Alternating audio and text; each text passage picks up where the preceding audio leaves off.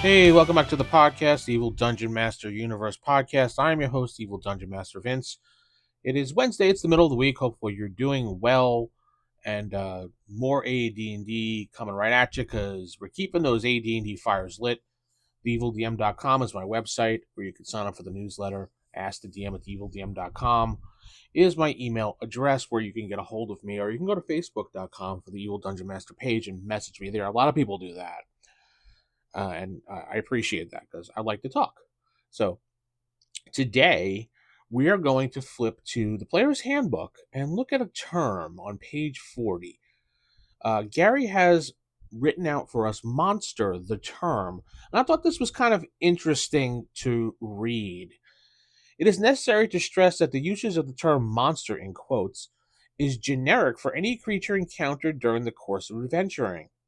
A monster can be exactly what the name implies, or it can be relatively harmless animal or friendly, intelligent beast, a crazed human, a band of dwarfs, a thief, virtually anything or anyone potentially threatening or hostile. When your referee indicates your character has encountered a monster, that simply indicates a confrontation between your character and some type of creature about to take place. The results of such meeting will depend on many factors, including the nature of the monster and your character's action. All monsters are not bad. So that's what Gary writes in the book, and we're conditioned a lot of times when we hear the term monster, it is basically an enemy or something that's threatening to us, when it generally is not all the time. Monster, defined in the dictionary, is a non-human creature so ugly or monstrous to frighten people, any creature grotesquely deviating from the normal shape, behavior, or character. A person who provokes or elicits horror by wickedness, cruelty. Any animal or thing huge in size, a legendary animal combining features of an animal in a human form, or having the forms of various animals in combination, as a centaur, griffin, or sphinx. So that's dictionary.com. But,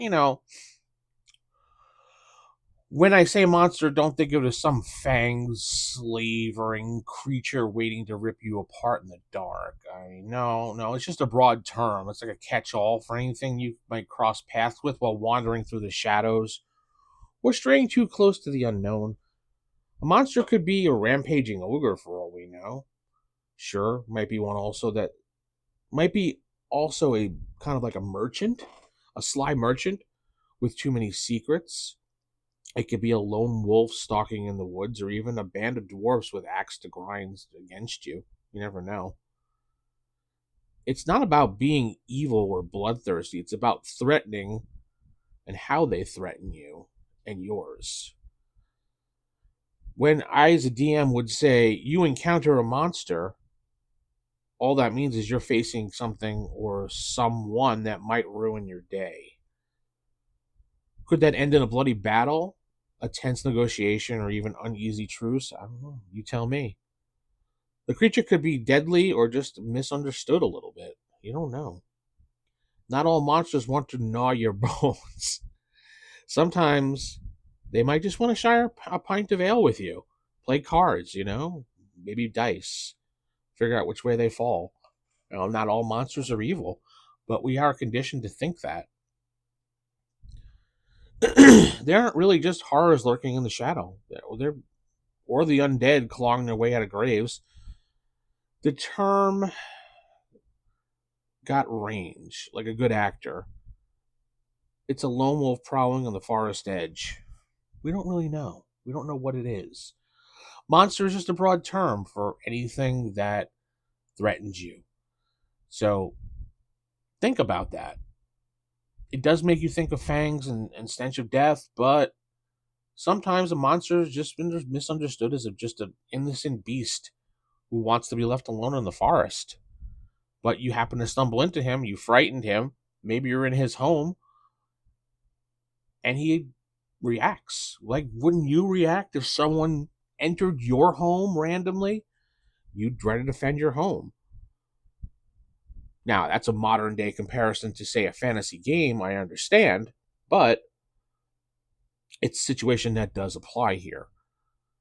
you're walking through the woods and you stumble upon this weird looking creature beast thing, and maybe this weird creature beast thing is just out there, tending to his garden, and you happen to walk into his area. He's going to get scared and either run or attack you for thinking, what are you and what are you doing in my area? So when we say monster, we generally mean it's someone there to ruin your day. But over time, the term monster has basically turned into something that's going to kill you. It was just something that I read and wanted to talk about today, and something to think about when we're playing our games. And I like these little tidbits that I find in the book that Gary took the time to write out and just tell us something. It's just interesting how these things pop up.